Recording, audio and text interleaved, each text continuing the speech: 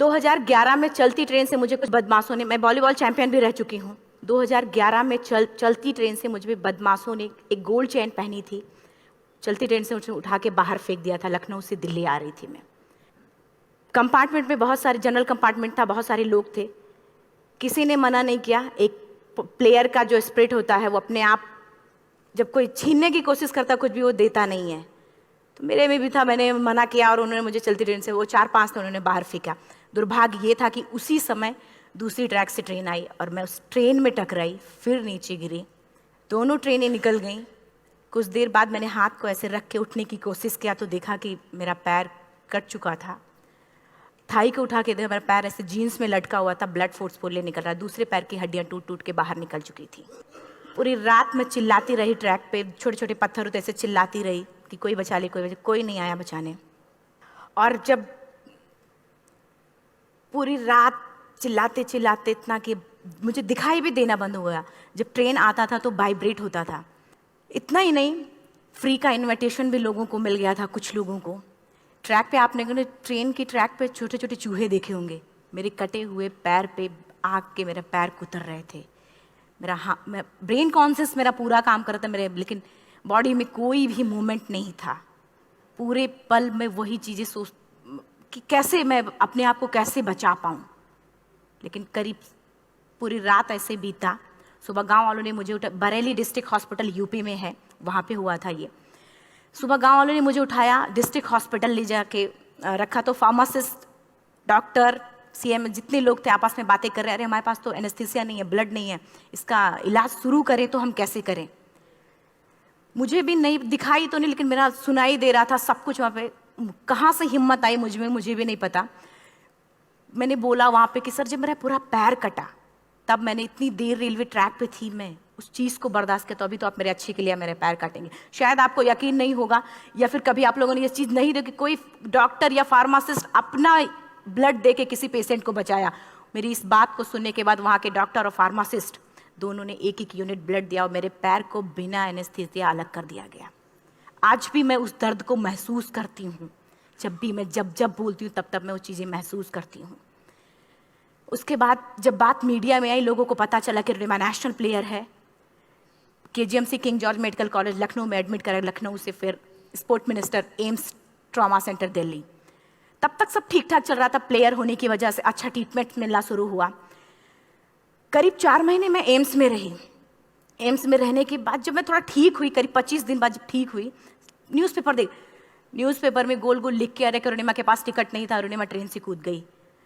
उसका खंडन किया घर वालों ने, फिर बोला कि अरुणिमा सुसाइड करने गई थी। जिस लड़की का शरीर का एक अंग कट चुका, पूरी जिंदगी का पता नहीं, कि व्हील चेयर है, बैसाखी, या पता, यहाँ तक कि मेरे स्पाइन में 3 फ्रैक्चर था, मुझे ये भी नहीं पता था कि मैं बेड से उठ भी पाऊंगी कि नहीं। अंदाजा लगाया जा सकता, सिर्फ अंदाजा लगाया जा सकता है कि उसकी दिलो दिमाग पे क्या चल रहा होगा, उस परिवार की क्या स्थिति रही होगी, जब जिस परिवार की एक यंग एज लड़की का इस तरीके का सिचुएशन हुआ हो। फिर भी कहते हैं कि जहाँ चाह होती वहाँ राह मिली जाती है। एम्स के हॉस्पिटल के बेड पे मैंने डिसाइड किया, क्योंकि अपनी बातें हम चिल्ला चिल्ला के करें, वो सिस्टम की इतनी हाई लेवल की बातें हो रही थी कि हम एक मध्यम वर्गीय फैमिली से थे, हम अपनी बातें चिल्ला चिल्ला के कह रहे थे, लेकिन कोई नहीं सुन रहा था। लेकिन कहते हैं मैंने अपने दिल, दिमाग, अंतरात्मा से ये चीज़ सोच लिया कि ठीक है, आज आपका दिन है, जितना चाहो बोल लो, एक दिन तो मेरा दिन आने वाला, मैं प्रूफ कर दूंगी कि मैं क्या हूँ, मैं क्या थी, ये मैं प्रूफ कर दूंगी। हॉस्पिटल के बेड पे डिसाइड किया वॉलीबॉल नहीं, लाइफ का सबसे टफ गेम करना है, तब मैंने माउंटेनिंग चुना। जब मैंने माउंटेनिंग कहने और करने में बहुत फ़र्क होता है। जब मैंने माउंटेनिंग की बात सोची और लोगों के सामने, सबसे बड़ी चीज़ थी सही गाइडेंस में ट्रेनिंग लेना, दूसरा स्पॉन्सरशिप। इतना बड़ा एक साथ तो मैंने 40 से 50 लाख मैंने वाकई में कभी नहीं देखे थे पहले। मेरे लिए बहुत बड़ी चीज़ थी वो इकट्ठा कर पाना। जब मैंने लोगों के सामने रखा कि मैं माउंटेनिंग करना चाहती हूँ, एवरेस्ट के लिए मुझे ट्राई करना है, हर किसी ने मुझे बोला कि क्या है, पागल हो चुकी हो क्या, तुम्हारा दिमाग खराब हो चुका, तुम कभी नहीं कर सकती माउंटेनिंग। एक पैर आर्टिफिशियल है, दूसरे में रॉड है, और तुम्हारा दिमाग खराब है, स्पाइन में भी फ्रैक्चर है, तुम पागल होगे, चुपचाप कोई नौकरी करो, जीवन यापन करो। क्योंकि लोगों का सबसे बड़ा प्रॉब्लम ये होता है, लोग फिजिकल देखते, पैरों को, मेरी अंतरात्मा में क्या चल रहा था वो तो किसी को पता ही नहीं था। मुझे लगता है कि आज यहाँ पे मैं भी सुबह से देख रही हूँ, इतने अच्छी अच्छी चीज़ें मैंने सीखी यहाँ पे। बहुत बड़े बड़े स्पीकर को शायद आप लोगों ने भी सुना। आज मैं भी आपको यहाँ पे कि चाहे जितना मोटिवेट करूँ, चाहे जितना चीज़ें मैं बताऊँ, लेकिन मुझे लगता है सबसे बड़ा मोटिवेटर कौन होता? आप खुद। जिस दिन किसी भी लक्ष्य के प्रति आपकी अंतरात्मा जाग गई, आपको कोई नहीं रोक सकता उस लक्ष्य को पाने में। ये मैं किताब से बातें नहीं बोल रही हूँ, ये मैं एक एक पल मैंने मैं कोई भी किताब की बातें नहीं, एक एक पल आज जो मेरा 26 साल का एक्सपीरियंस है वो मैं बता रही हूँ सिर्फ आपको। उसके बाद किसी तरीके से मैनेज किया मैंने। भाई साहब, मेरा परिवार मेरा बैकबोन था।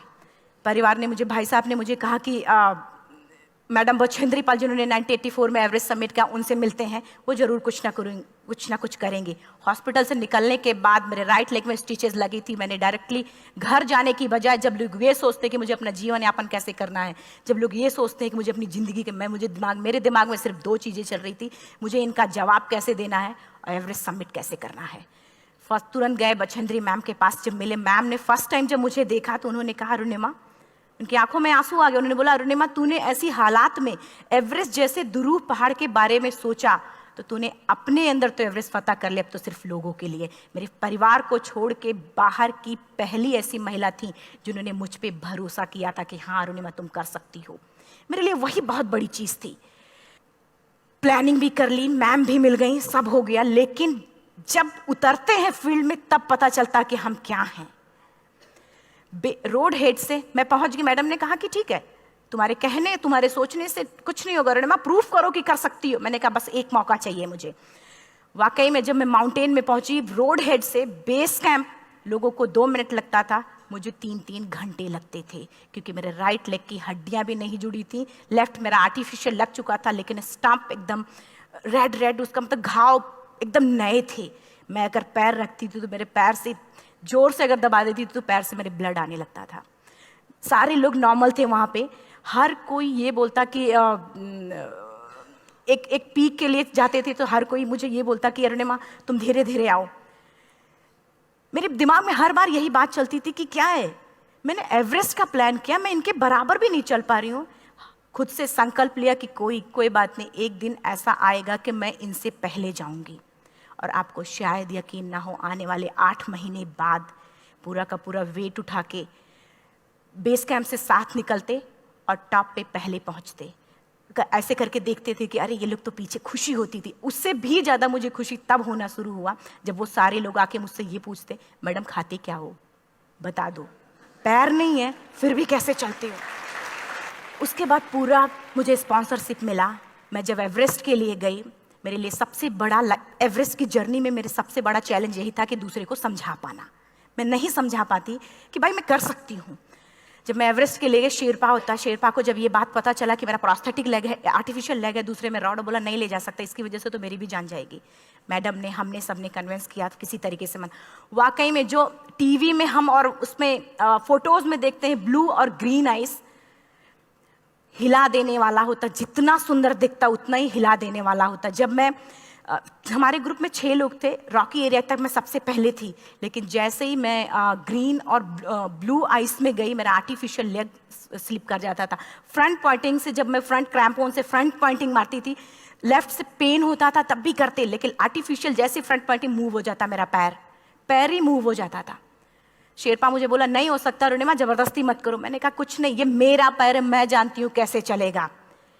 फाइनली 1-2 बार 3 बार करने, 4 बार 5 बार होल हो जाता था। आइस थोड़ा टूट के निकलता था तो मैं वहाँ पैर रख के जाती थी।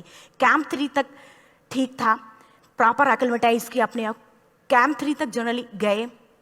बात जब कैंप 3 के ऊपर की होती है, साउथ कोल समिट, अच्छे माउंटेनियर, अच्छे दिलेर के हौसले धरे के धरे तब रह जाते हैं जब अपनी आंखों के सामने किसी को मरता देखता है, और दिमाग में बात, जब जिसको डिसीजन मेकिंग, और जब दिमाग में बातें जब ये आने लगती हैं कि अरे जिस चीज़ के लिए हम जा रहे हैं उसी चीज़ के लिए आदमी मर रहा है, इसी चीज़ के लोग लिए मर चुके हैं।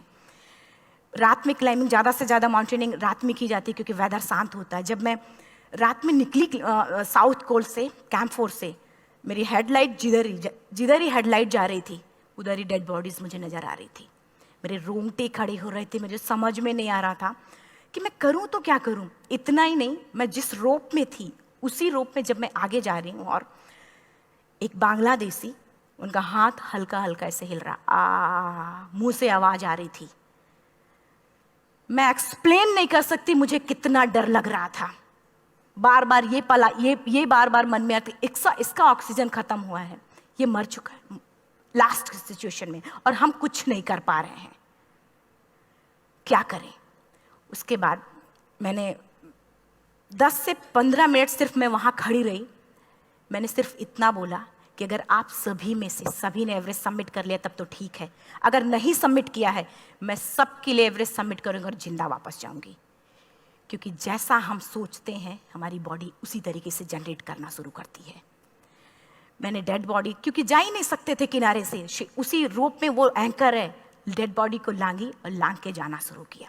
हिलेरी स्टेप साउथ समिट के करीब जब मैं खुद पहुंची, मेरे शेरपा ने एक जोर से झटका मुझे दिया कि अरुणिमा वापस चलो, तुम्हारा ऑक्सीजन खत्म हो रहा है।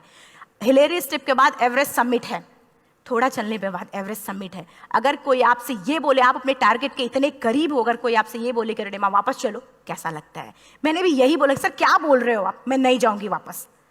बोला अरुणिमा जिंदगी रही दोबारा ट्राई करना और एवरेस्ट समिट हो जाएगा दोबारा तुम्हारा। मैंने कहा नहीं, ये आप जिंदगी में गोल्ड चांस बार बार नहीं आते, लाइफ में कभी कभी आता है, ये आपके ऊपर आता, आप उसको पकड़ के रखते हो या फिर छोड़ देते हो। मैं अपना गोल्ड चांस कभी नहीं, क्योंकि मैं जानती थी मुझे स्पॉन्सरशिप बहुत मुश्किल से मिला, एक बार अगर मैं छोड़ देती दोबारा मुझे कभी नहीं मिलता।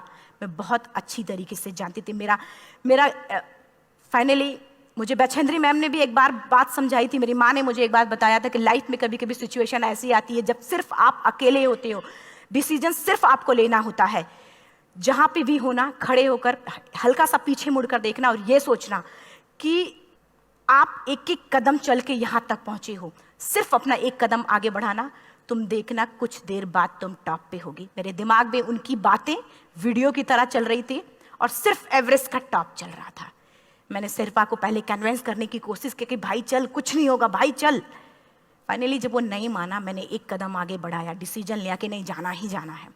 आगे बढ़े, करीब 1 से 1.5 घंटे बाद मैं टॉप पे थी।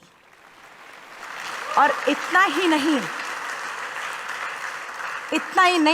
आज भी मैं जितनी बार बोलती हूं उतनी बार मैं महसूस करती हूं, मेरे रोंगटे खड़े हो जाते हैं, मेरा दोनों हाथ ऊपर करके जोर जोर चिल्लाने का मन कर रहा, कितनी जोर से चिल्लाऊं, इतनी जोर से चिल्लाऊं कि सबको बता दूं कि आज मैं टॉप ऑफ द वर्ल्ड पे हूं।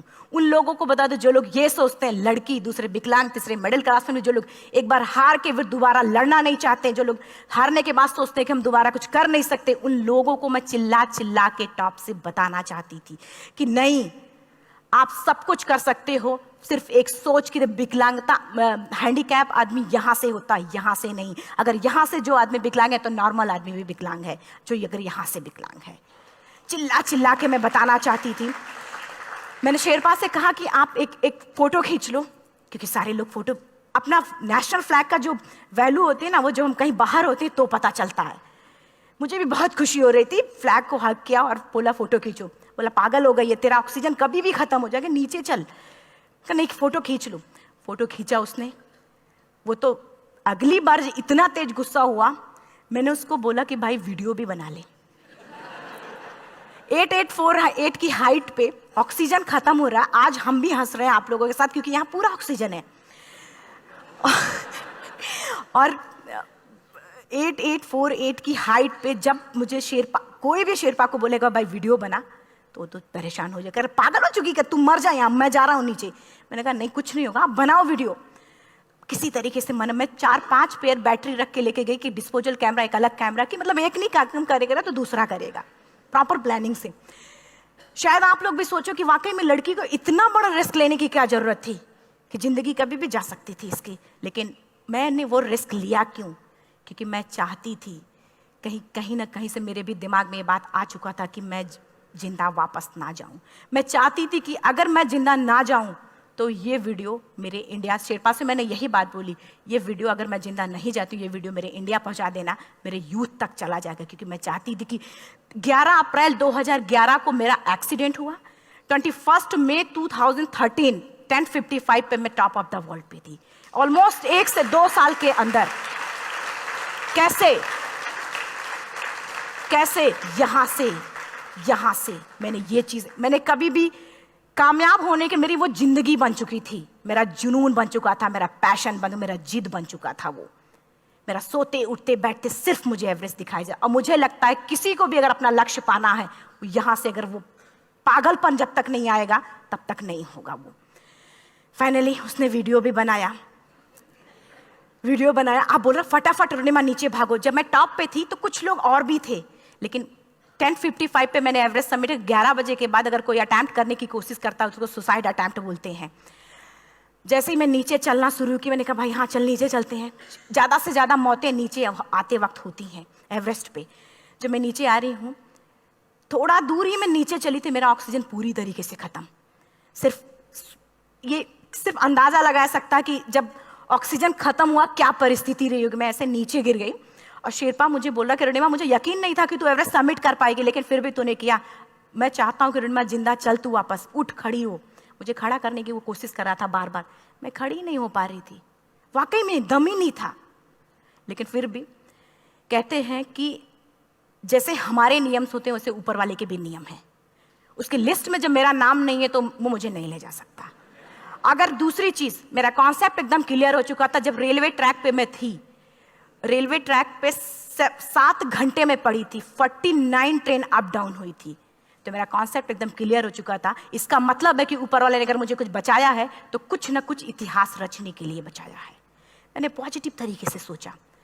और उसी समय एक ब्रिटिश क्लाइंबर नीचे से ऊपर आ रहा था और उसके पास 2 ऑक्सीजन, तो उसने एक को वहीं फेंका और दूसरे को लेके नीचे जाना शुरू किया क्योंकि वेदर खराब था। मेरा शेरपा मुझे एंकर किया और जाने लगा नीचे, और वो फटाफट उसको लेके आए, मुझे लगाया। उसने बोला अरुणिमा तू बहुत लकी है कि तुझे यहाँ पे ऑक्सीजन मिला है। वाकई में ऊपर वाला भी चाहता है कि तू जिंदा रहे। वो मुझे बार बार लकी लकी बोल रहा था। शायद आप लोग में से भी कोई होगा कि जो लक और भाग्य जैसी चीज़ों पे यकीन करता हो, या पता नहीं भी। मैं किसी की भावनाओं को ठेस नहीं पहुंचाना चाहते, लेकिन मैं इन किसी भी चीज़ों पे भरोसा नहीं करती, क्योंकि मेरा मानना है कि लक भी उसी का साथ देता है जिसके अंदर जीतने का जज्बा है। अगर आपके अंदर जीतने का जज्बा नहीं है, चारों तरफ सिर्फ बहाने होते हैं, सिर्फ बहाने, इतना सारा एक्सक्यूज होता है। शायद मैं भी अगर वापस आ गई होती तो मैं बोल देती मेरा ऑक्सीजन खत्म है, कोई मुझसे पूछने ना, बछेंद्री मन, न मेरा परिवार, कोई भी मुझे पूछने नहीं आता। लेकिन क्या कभी मैं अपने आप को समझा पाती? कभी नहीं। फाइनली जो भी था, लक भाग्य किस्मत में नीचे आ रही थी, बहुत खुश थी। माउंटेन, डेड बॉडीज, मेरा शेरपा, ये लोग थे। मैं किसी से शेयर भी नहीं कर पा रही थी कि अरे मैंने एवरेस्ट सबमिट किया, किसी से शेयर भी नहीं कर पा रहे थे। फटाफट मैंने नीचे हील मार के, हम ऐसे हील मार के नीचे आ रहे थे। एकाएक मेरा प्रोस्थेटिक लेग, पूरा का पूरा लेग ही निकल गया। -60 डिग्री तक टेम्परेचर डाउन हो जाता है एवरेस्ट पे। मेरा हाथ वगैरह ये सब ऐसे मूवमेंट, ऐसे मुड़ नहीं रहा था, ब्लड निकलने लगा था, ये सब यहाँ तक। मुझे शेरपा से मैं बोल रही हूँ कि ऑलरेडी मेरा पैर कटा हुआ है, अगर दिमाग में ये बात है कि मेरा हाथ भी काटना पड़ेगा, कैसा लगेगा मेरा दिमाग। क्योंकि ये ऐसा मूवमेंट, रेड 3 स्टेज होती हैं। रेड मेरा हो चुका था, रेड, ब्लैक, ब्लू, ब्लैक हो तो काटना पड़ेगा। तो बार बार मैं बोल रही हूँ शेरपा से कि भाई हाथ मेरा कुछ हो रहा है, इसमें मूवमेंट नहीं हो रहा है, यहाँ सबसे ब्लड हो रहा। बोला अरुणिमा कुछ नहीं, जितना नीचे जाएंगे उतना अच्छा होगा। प्रोस्थेटिक लेग मेरा निकल चुका है, मैं रुकी हूँ, मेरा ऑक्सीजन चल रहा, बड़े मुश्किल से लक भाग्य किस्मत जो भी था मुझे मिला था। शेरपा मेरे आगे है, लास्ट मोमेंट तक वो मुझे बोलेगा, अगर वो मैं नहीं चलती वो मुझे छोड़ के चला जाए। गलती उसकी भी नहीं होती, क्योंकि वो क्या करे, क्लाइंबर की वजह से या तो अपनी जान वो भी दी, गलती उसकी भी नहीं है। लास्ट में मेरी आंखों से आंसू निकलने लगा। मैंने सोचा क्या करूं अब, रोने अपने आप आंसू ने कहीं ना कहीं से आ ही जाता है। दूसरे पल मुझे समझ में आ गया कि रोने धोने से कुछ नहीं होगा। मैंने आंसू को पोंछा और रोप, जो मेरी रोप थी, रोप को पकड़ा, दूसरे हाथ से आर्टिफिशियल लेग को, पैर को घसीट के चलना शुरू हो गया, क्योंकि मेरे पास यही था। ये तो दूसरा था, गिव अप कर दो ही चीज़ थी। पैर को घसीट चलना शुरू हुआ। कुछ दूर नीचे चलने के आने के बाद रॉक था, उसमें घुसे, पैर को खोला, सही किया, फिर नीचे चला। Camp 4 to summit to camp 4 3500 feet है, और इसमें टोटल जनरली लोग 16 से 17 घंटे में सबमिट कर लेते हैं। मुझे टोटल 28 घंटे लगे थे। हर माउंटेनियर, चाहे बाहर का या फिर इंडिया का, हर किसी ने ये मान लिया था कि अरुणिमा जिंदा वापस नहीं आएंगी। हर किसी ने ये चीज़ मान लिया था। लेकिन मुझे लगता, जब मैं वापस साउथ पोल पहुंची, जब मैं टेंट का जिप खोला, मैंने हर किसी ने कहा कि अरे तू यहाँ है, हम तो सब सोच लिए थे तू चली गई। हर किसी ने ये बोला था। फिर सब खुशी मना रहे थे हम सब। देखिए, ये सब बताने का मेरा सिर्फ एक मकसद था कि सब कुछ हम में है, हम जैसा चाहें वैसा कर सकते हैं। ऑलरेडी टाइम हो चुका है। मैं एक चार लाइन की पंक्ति सिर्फ बोलूँगी। मैं एक्चुअली मेरा एम है कि मैं वर्ल्ड के जो कॉन्टिनेंट हैं, कॉन्टिनेंट के हाईएस्ट पीक समिट करूं। एशिया का एवरेस्ट हो चुका है, अफ्रीका किलिमंजारो हो चुका है, यूरोप का एल्ब्रूस हो चुका है। 23 नवंबर को मैं जा रही हूँ ऑस्ट्रेलिया हाईएस्ट पीक के लिए। बस आप लोगों की गुड विशेस चाहिए। और 4 लाइन, अभी तो इस बाज की असली उड़ान बाकी है, अभी तो इस बाज की असली उड़ान बाकी है, अभी तो इस परिंदे का इम्तहान बाकी है, अभी अभी मैंने लांघा है समुद्रों को, अभी तो पूरा आसमान बाकी है। Thank you so much, thank you.